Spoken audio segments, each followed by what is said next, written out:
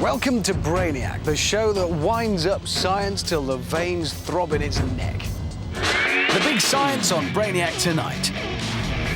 Battle of the Bats, as we ask which is Britain's best sport? Does time really fly when you're having fun? Thank God for science, as we say cheerio to another caravan. Is it a bird? Is it a plane? No, it's a black box flight recorder. And Brainiac boffin John Tickle goes ballistic. Fire! Oh, great! But first, let's crank up the voltage. Take one very large deserted warehouse. Introduce some low-amp 9-volt electrical equipment, one Brainiac, and you have yourself an experiment. The current that these electrode pads will carry produces electrical impulses that will stimulate specific muscle groups.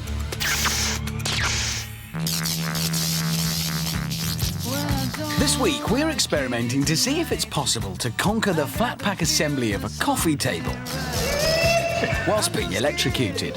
Our Brainiac has the 4 electrode pads placed on his arms, and he has no control over when the electric shocks are administered. Flat pack assembly can be a challenge at the best of times. And like all good men, our Brainiac is ignoring the instructions. Ignoring the voltage, however, is not so easy. A lot of hand-eye coordination is required during the assembly. It's the brain that tells the muscles in the arms and hands what to do. The electrical charge that enters his body overrides those signals and causes his muscles to contract. It's not uncommon in flat pack assembly to have a piece or two left over.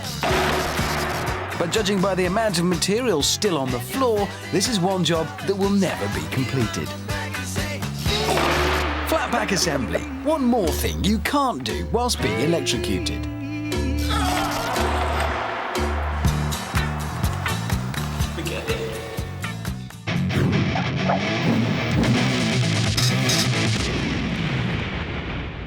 Things that make you go, Here's one for you. Why is there a light in the fridge, but not in the freezer? Things that make you go, Which is Britain's best sport? It's a tricky one, this. I guess it could be a matter of personal taste. Whether you think a friendly Sunday afternoon game of cricket is somehow better than a 2-hour workout on a tennis court, or a morning spent whacking a golf ball. But this is a science show, and we don't decide things according to personal taste.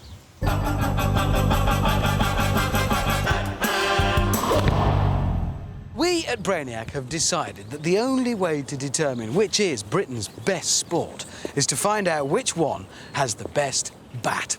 So, we have a Brainiac here with a golf bat. We have another Brainiac here with a cricket bat.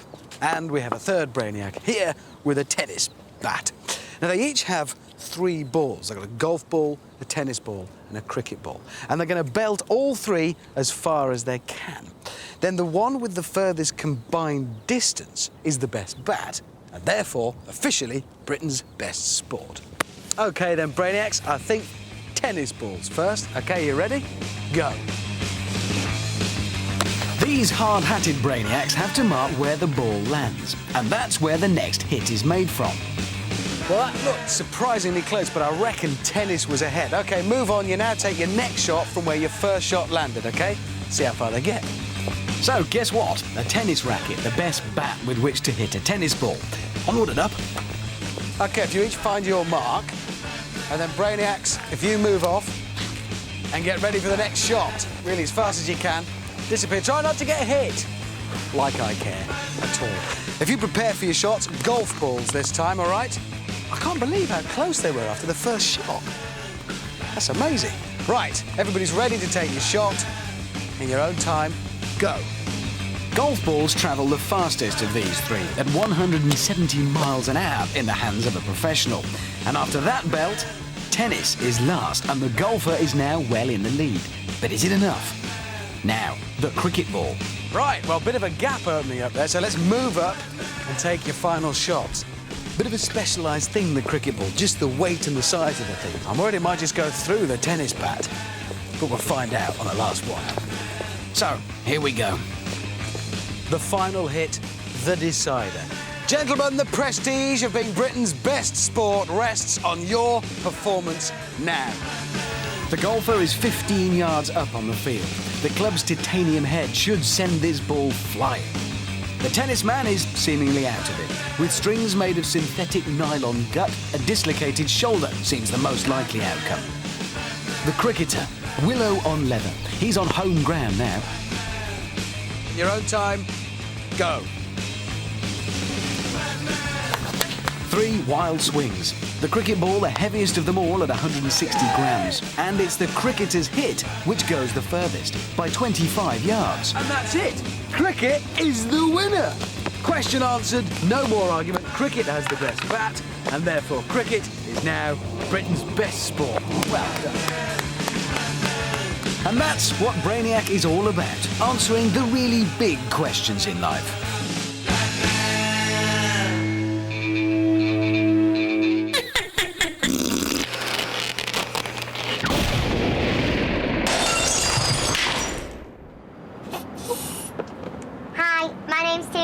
And you're watching Brainiac.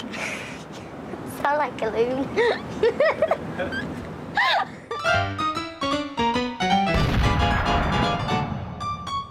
Welcome back to a remarkable frame of snooker. Quintin Hand's on 122.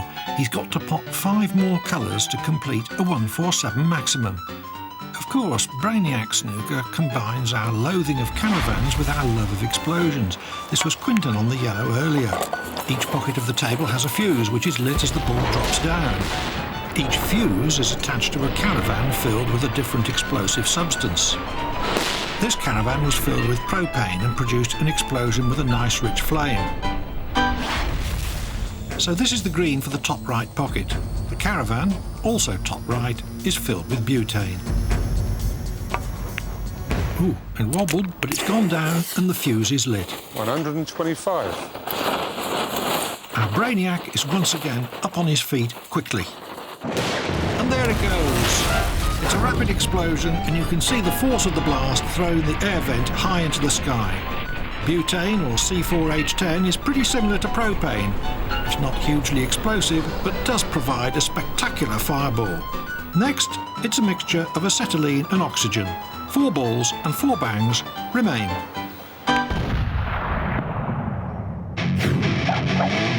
Things John Tickle's body can't do. Come in. Hello, Mr. Tickle. Would you stand over there, please?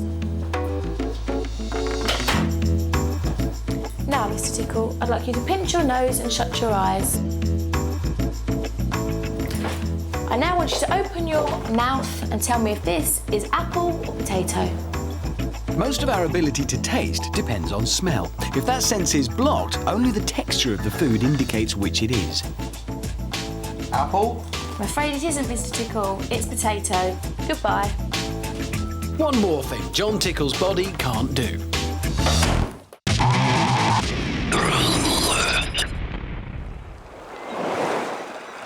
You know what they say, time flies when you're having fun. Well, that's what they say. But is it true?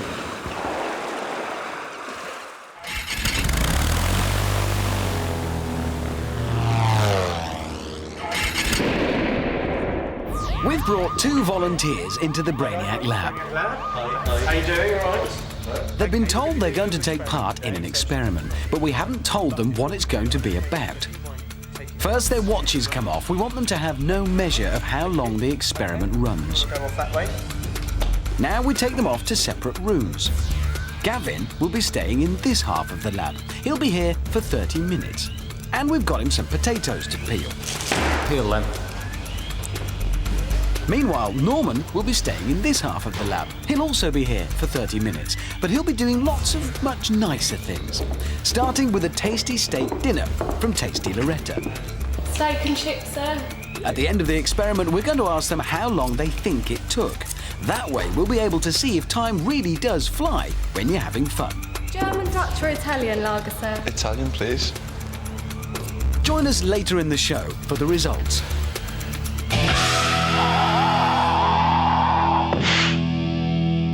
In 1983, Twisted Sister sang You Can't Stop Rock and Roll. But we here at Brainiac reckon you can. You can't stop rock and roll! Hammer throwers are normally big, burly, eat a horse for breakfast type men. But we've had to settle for this. Now, physics tells us that the longer the rope, the further the tape deck has to travel in a single revolution, which therefore means a greater potential for speed. Our Brainiac will never win a gold medal for a performance like that, but it has done the job. Can't stop rock and roll? You can with a hammer throw. This object has been magnified 50 times. It can be eaten sweet or savoury and is often consumed well after last orders. What do you think it is?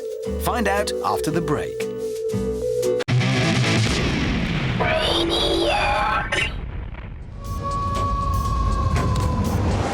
This is Brainiac, the science show that laughs in the face of danger. Also to come, Charlotte Hudson, Tina Turner and Professor Myang Lee. Now that's what I call science. But first...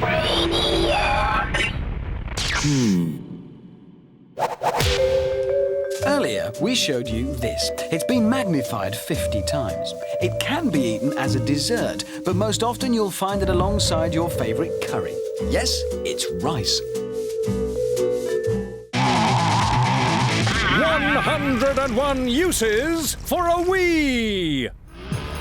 Feeling thirsty? Try the good old-fashioned taste of a glass of Wii! Yes, that's right. There's no more natural product on the market. It's packed full of vitamins and minerals. Your body gets rid of excess amounts in your urine. So why not keep some in the fridge for when you're running light? If it was good enough for Gandhi and Jim Morrison, it's got to be good enough for you. Cheers! Drink a pint of Wii a day. You know it makes sense.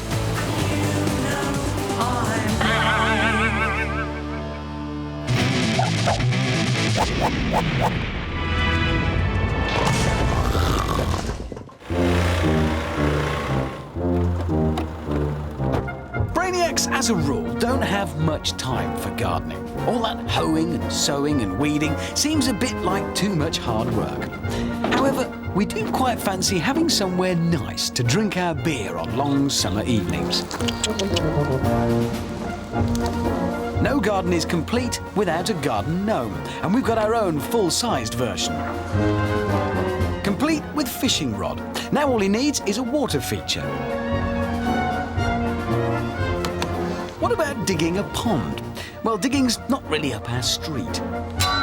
Blasting a hole with a stick of dynamite is much more our thing. Stand well back, of course. Safety at all times is our motto. Now that's what I call ground force. A bin bag will do nicely as a liner, but before we fill it, our garden still needs a bit more of the designer look. Flowers would be good. The trouble with flowers, though, are the grotty old weeds you get round them. Pulling out thistles and nettles is a bit of a bore. Our solution? Setting in a few little bombs, one under each weed, big enough to blast them out, small enough to leave the flowers in place. Weeding with some welly. Those garden makeover programs could do the job in half the time. Now we can fill our pond. Some water and something for our fishermen to catch. Cheers, a perfect drinking garden. The Lazy Man's Guide to Gardening.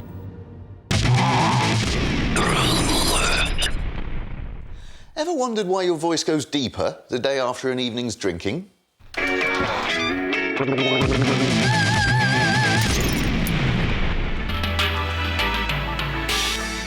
This is me enjoying a few pints. And this is me the next morning with my rotten hangover, but a very sexy baritone voice. Before the drink, I'm a soprano. After the drink, a definite baritone. Me with my soprano voice? Me with my baritone voice. The reason for this is that when you wake up after having had a few beers, your vocal cords are relaxed. Like a violin string, the longer and more relaxed they are, the lower the note that is produced. Before the booze and a good night's sleep, my vocal cords are tense, and so my voice is high. The next morning, they're relaxed, and my voice is deep and sexy. Also, if you spend a night shouting to make yourself heard in a loud pub or club, your vocal cords can be swollen the next morning, which means they vibrate more slowly, which means it lowers the pitch. And then after a few hours, the vocal cords have sprung back into shape. And hey presto, the normal voice is back again. Until I get tanked up again. Cheers.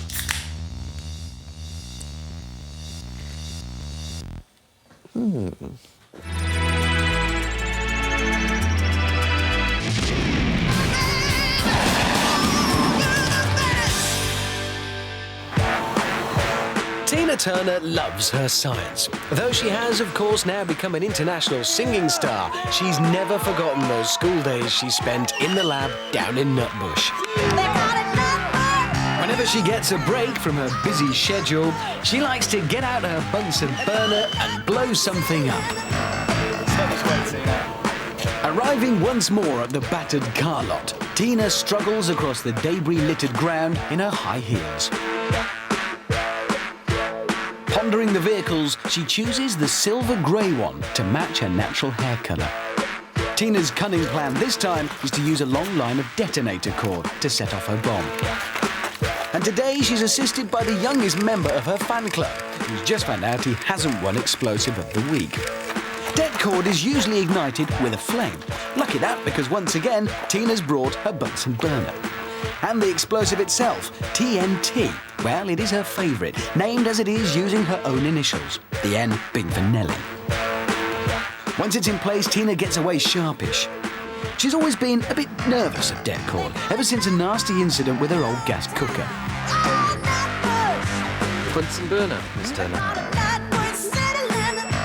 A young fan watches anxiously as Tina, with well-practiced deftness, sets her burner on fire. Then she introduces the ignition cord to the flame. Once it catches, Tina nervously hops out of its fizzling path. Det cord is made from cooled molten TNT in a plastic sheath. It's a slow burner, however, once lit, it won't go out, even underwater. Slowly but surely, it creeps along towards its target, and when it finds its mark, everyone knows about it. As ever, as the car bursts into flames, so Tina bursts into song. You're simply the best. Better than all the rest.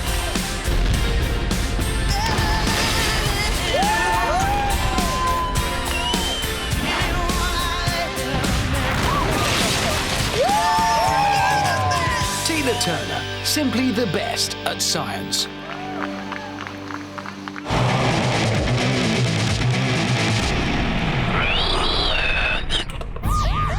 Every day in the Brainiac Lab, our email inbox is flooded with suggestions for experiments from the great British public. The mad, the bad, and the downright stupid. Our dedicated research team go through each and every one of these suggestions and thoroughly assess them for their scientific value. Just a very few ideas actually go forward for testing. And if your idea is picked, be sure the Brainiac team will track you down. No science, mate. If you've written into Brainiac, we will find you. Today we're in Aberystwyth, grabbing motorbike saleswoman Mackenzie Nicol.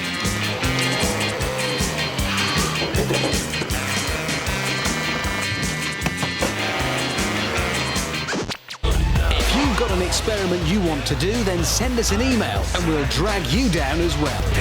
Our address is info@brainiac.co.uk.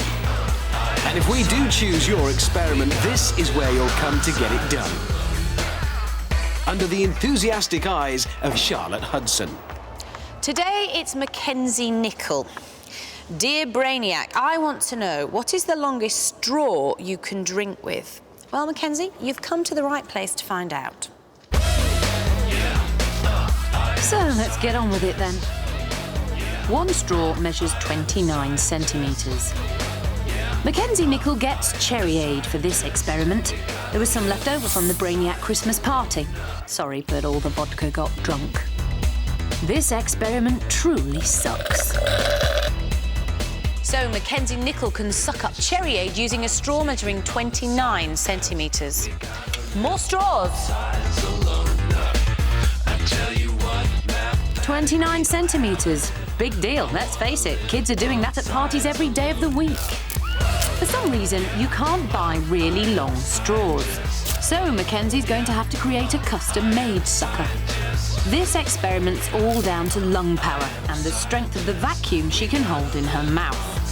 The average person has a lung capacity of 6 litres. The vital capacity, the amount you can inhale after a full breath out, a bit less. But how much less in terms of cherryade? Experiments. You name them, we'll provide the kit. No expense spared. Fizzy drink, straws, whatever. 5 straws, 145 centimetres. Can she do it? Yep, she gets it all up. Quite easily, in fact. More straws, more cherryade. We're over 2 metres now. Time to raise the stakes. A ladder. Now she's getting ambitious. Either the straw's too long or she's too short. Of course, if you put your tongue on the end of the straw between sucks, you can inhale any amount of liquid, but we're only interested in what she can do with one long suck. Well, to be honest, not that interested, but we are trying to show willing. 9 straws, she's done it, but that was a lot harder. Now she's going for 10. That would be 2 metres 90. Will it be the last straw? Deep breath and a lung full of suck. There's a lot of air in the system now. Too much to keep the liquid travelling. It's not going to happen. 9 straws, the limit then. Her name is Mackenzie Nickel. She wanted to know what is the longest straw you can drink with. The answer, 261 centimetres. I can do science, me.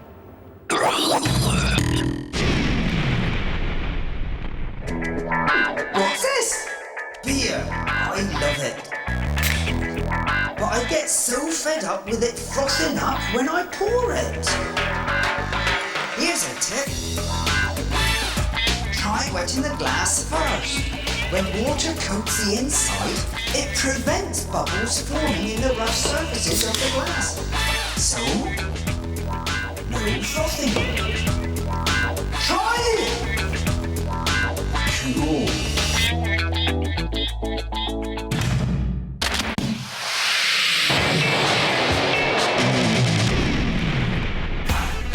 This is a trebuchet, and in the Middle Ages, this was as good as back garden ballistics used to get. It's fairly basic technology. I've got a string here which has been wound round fairly tightly, and the energy that's stored in there is going to be released when I pull on this firing trigger. Let's retire to a safe distance. Clear the range! Yeah, well, clearly that's pants. But there have been developments in science and technology since the Middle Ages, and this is Brainiac. We're going to make back garden ballistics a lot more fun. Our first device is relatively simple. It's made from 3 well-known crisp tubes. We're using lighter fluid as the propellant, tennis balls as projectiles, and a range of household fruit and veg. Only about a capful of lighter fluid is needed, otherwise the thing won't go off. So simply pour that down the barrel. Now here's the serious stuff. Please don't try this at home. We're under supervised conditions here, and we've got professionals helping us. If you want to try this, wait until you get a job on Brainiac. Right, stick in our tennis ball.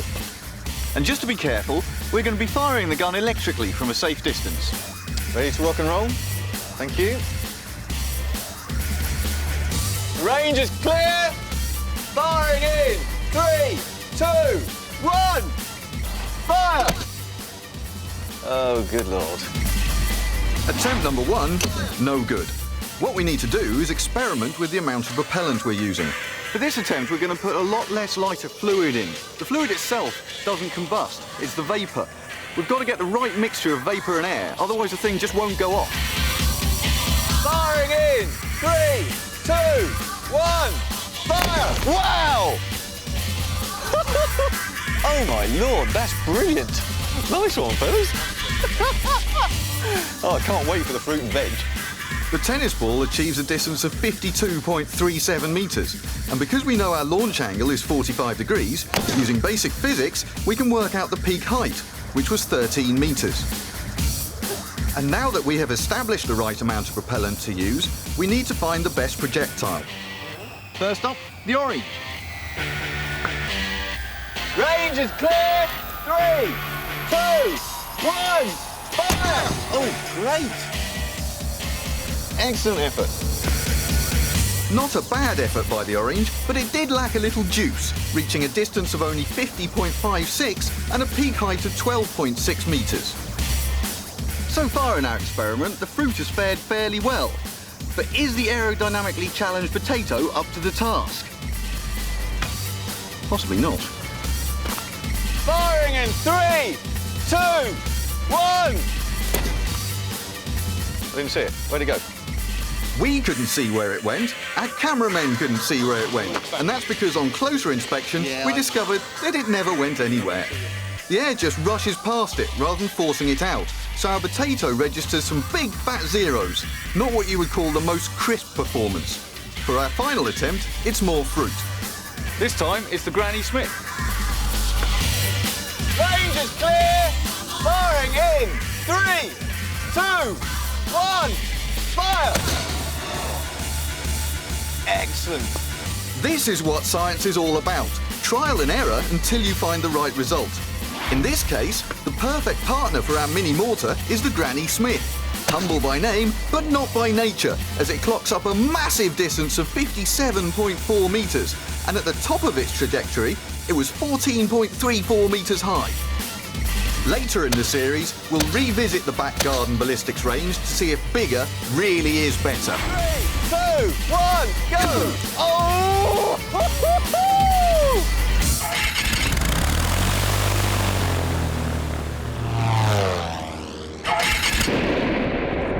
Back at the lab, our 2 volunteers are testing out whether time really does fly when you're having fun. They don't know what the experiment is about, but they do know one of them is having a nice time. Bacon chips there. Thank you. While the other is having rather less fun. At the end, we're going to ask how long they think the experiment lasted. On this side of the room, Gavin has finished peeling his bag of potatoes. So here's a few more for him. Here, Len. Meanwhile, over in the other side, we've racked up the balls lined up for Norman and brought on a hand-picked opponent. Your break, big boy. Albert Einstein, in his theory of relativity, said, "An hour in the company of a pretty girl seems like a minute. A minute before a hot stove seems like an hour." That sounds a bit like guesswork to us, so unlike Einstein, we're doing a proper scientific study. Well done. Psychologists believe that if we're involved in, for instance, a boring activity, then we think more about the time that is passing by. And hence, it seems as though the clock is ticking more slowly. Lie down, please. On the other hand, when we're involved in fun activities, our mind is in a state of arousal, and the part of the brain which views the passage of time gets distracted. That's why your holidays seem to pass quickly. The experiment is over. Please stand up. OK, their 30 minutes is up. Now, the crucial question. How long do they think the experiment took? If time really does fly when you're having fun, then Norman, who had a great time, should estimate the whole thing took less than half an hour. Around 20 minutes. You're free to go. Thank you. Gavin, who had less fun, should guess it took more. 40 minutes. Thanks. So there you are. Conclusive proof. Time really does fly when you're having fun. By 33%. The appliance of science! Today, it's Impulse. And it's a day out in the park for Dad and his lad. Dad knows that impulse is the force acting on an object multiplied by the time it acts. 1, 2, 3. The same impulse can be achieved by applying a large force for a short time.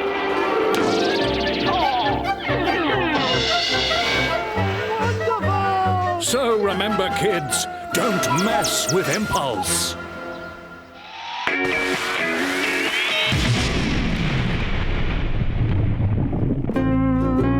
Which fruit floats? Featuring Professor Mayang Lee and her big basket of fruit. Today she's got a plump, firm avocado. So what's your guess? Will it sink or will it float? We'll give you a few minutes to argue about it and give you the answer after the break.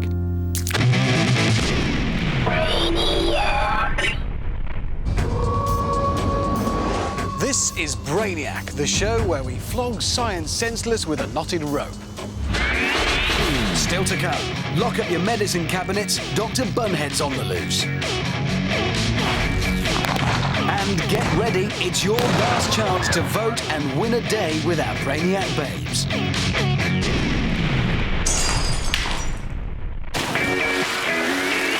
But first, before the break, Professor Mayang Lee posed the question, does her plump and firm avocado sink or float? Yes, avocados sink.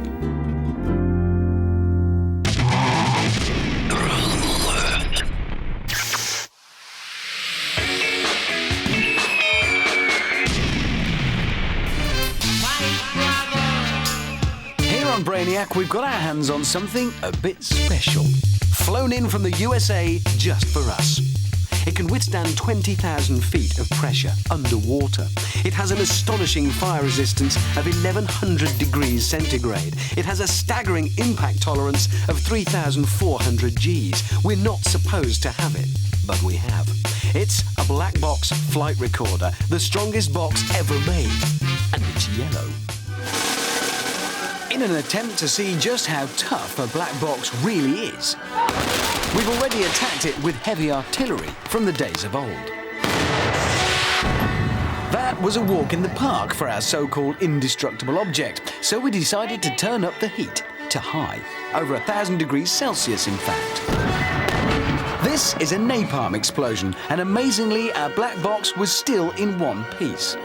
The next approach was a little more refined, as the landed gentry had the odd potshot or two at it. But again, our black box was unharmed. And so this time we thought we'd have a go ourselves. Using special Brainiac sauces, we've managed to get our hands on a recipe for disaster.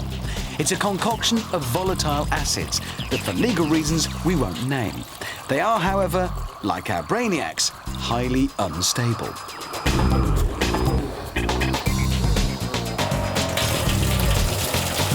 Now, the good bit. We're going to drop the black box into the acids from a great height using a bungee cord. Why? Well, two reasons really. One, just because we can, and two, we'd like to inspect the damage afterwards without having to stick our hands in the acid to get it out. Now, the critical part. We need to be absolutely certain that we're lined up right. If the black box hits the side of the drum, we'd have acid everywhere. Nothing short of a direct hit will do. Okay, looks like he's in place and is happy with the flight path. Here we go.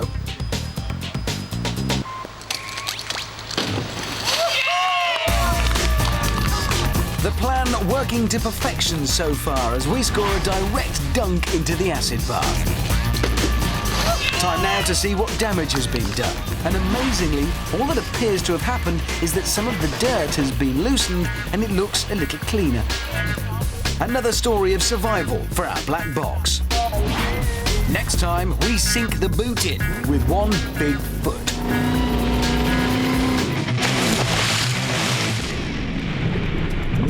If the global temperature rises by just 3 degrees, sea levels will rise by 7 meters, and your office could look like this.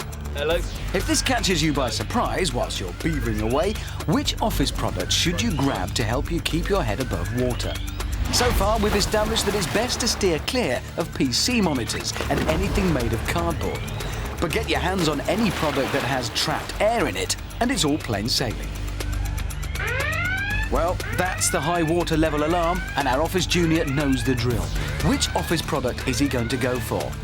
He's gone to the storage cupboard.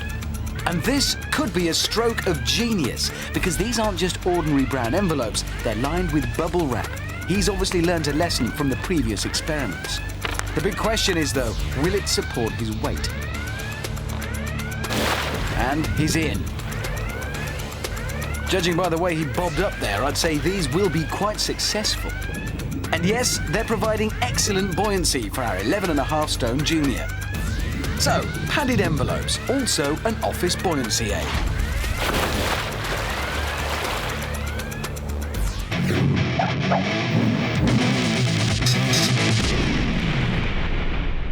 Things that make you go, Here's one for you. Why can't women put their mascara on with their mouths closed? Things that make you go,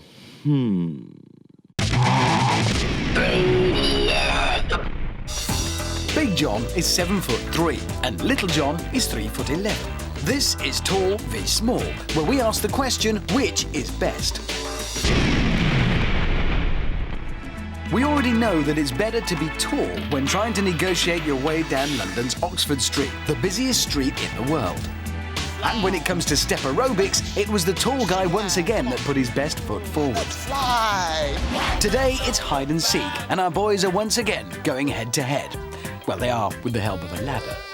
I'm sure you all know the rules. We've marked out an area in these woods where they're allowed to hide and brought in our very own hide and seek specialist. His name is Matthew Knight. Matthew's job is to count to 100, which should be ample time for our tall guy and small guy to find a hiding position.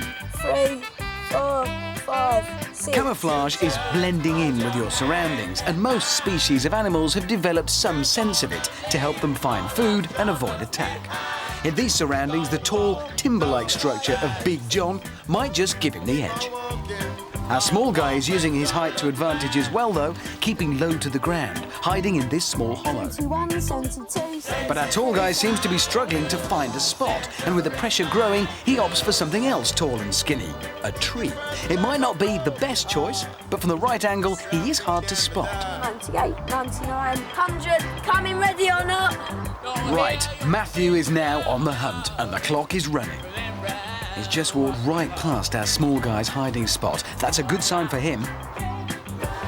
They say some people can't see the wood for the trees, but Matthew isn't one of them, because fairly easily he's found our tall guy, in pretty quick time too. Got him. We'll now be able to find our small guy. The answer? Yes, but over 1 minute later. Which all goes to show when it comes to hide and seek, it is most definitely better to be small. Yes!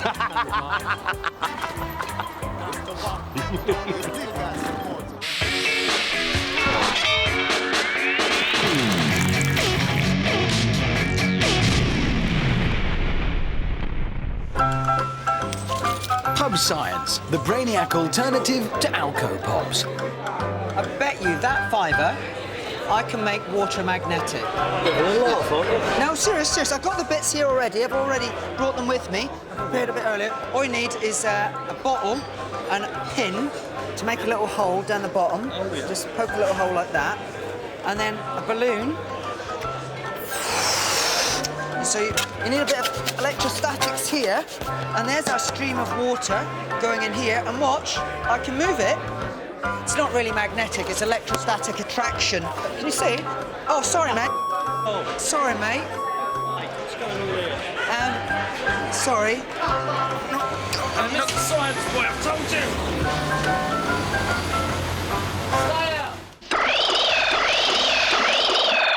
In the first series of Brainiac, we converted a sloping field into a non-vertical X-axis laboratory in order to test which household oil is the slipperiest. We tested 3 oils: baby oil, cod liver oil and cooking oil. The baby oil wasn't bad, although it was a little slow. Cod liver oil, on the other hand, was pants. But cooking oil was by far and away the most slippery. So, continuing our theme of safety in the home, we've decided to put socks under controlled scientific testing conditions. This time, we're converting this warehouse into a highly scientific testing area. This black rubber will be used as a runway for our sock-wearing Brainiac. As a test surface, we're using vinyl flooring, 2 millimeters thick, 2 meters wide, and 20 meters long. In its current state, it's not very slippery, so we acquired the use of a couple of industrial floor polishers and went to work on it. It's not recommended practice to use furniture polish on floors because, and this is the reason we're using it, it makes the floor very slippery. Today, we're testing 3 different types of sock: polyester, cotton, and wool. Our mission is to find out which one of the 3 pairs is the slipperiest. First up, it's the 1970s favourite fibre, polyester. Each pair will be tested 5 times, with timing and measuring the runs to calculate the average distance and speed. Taking our lead from curling, we've also got a couple of sweepers to try and get the maximum possible distance from each slide. Polyester is a much maligned fabric, thanks mostly to the use of it in leisure suits during the 1970s. That aside, it's strong, can stretch and recover, and doesn't shrink or wrinkle. The polyester managed an average distance of 11.32 metres and an average speed of 3.06 metres per second. The second pair to be put to the test is, bless 'em, the cotton socks. Our Brainiac is wearing more than 1 pair of socks to eliminate the possibility of any skin touching the floor and increasing drag. 3, 2, 1, go. In ancient Egypt, only the high priests were allowed to wear cotton, but we here at Brainiac aren't so fussy.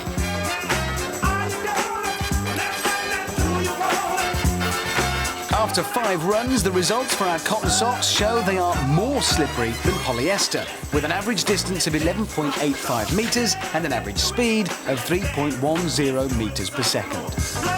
Our third and final pair are the woolen ones. It's a thicker fibre well known for its ability to keep you warm. It can in fact absorb up to 30% of its weight in water without feeling damp. In this case, it's lots of Brainiac foot sweat being soaked up. And after 5 test runs, the results are pretty conclusive. With an average distance of 13.32 metres and an average speed of 3.21 metres per second, we here at Brainiac can answer yet another highly scientific question. By far the slipperiest are woolen.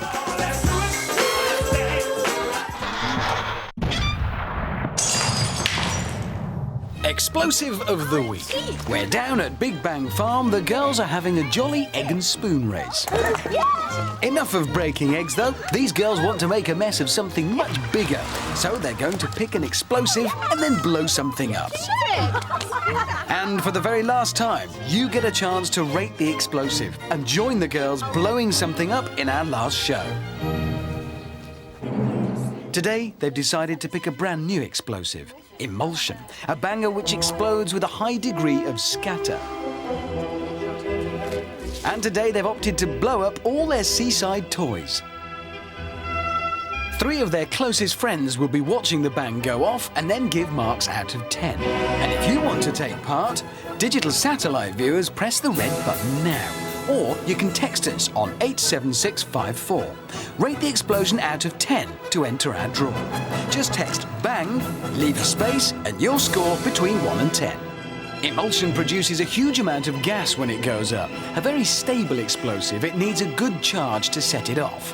Fortunately, our girls have got that one covered. The judges watch on as Olive stands by with the plunger. 3, 2, 1.